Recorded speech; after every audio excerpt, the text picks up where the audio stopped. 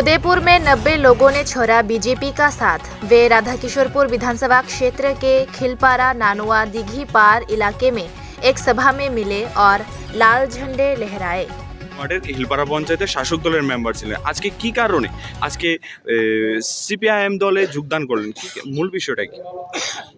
মূল বিষয়টা হলো আমরা 2016 সাল থেকে আমরা ভারতীয় জনতা পার্টির লগে যুক্ত ছিলাম।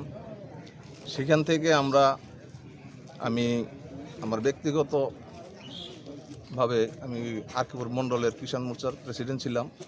বর্তমানে জেলা কিষাণ মোর্চার মেম্বার। আমি 2021 সালে আমার দায়িত্ব থেকে পদত্যাগ দিয়ে বর্তমানে আমি পঞ্চায়েত মেম্বার আছি।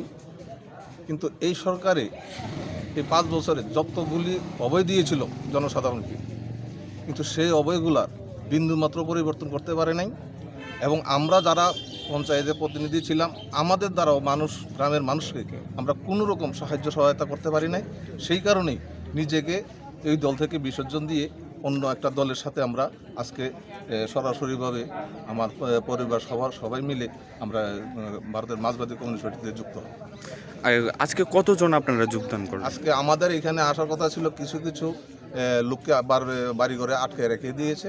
তারপরেও আমরা এখানে আজকে মোটামুটি 15 পরিবারের প্রায় 90 জনের 70-75 জনের মতো আমরা যোগদান করছি। তাহলে কি আপনারা বোঝাতে চেয়েছেন যে শাসক দল ব্যর্থ, তার কারণে আজকে? হ্যাঁ, সম্পূর্ণ পুরোপুরি ব্যর্থ।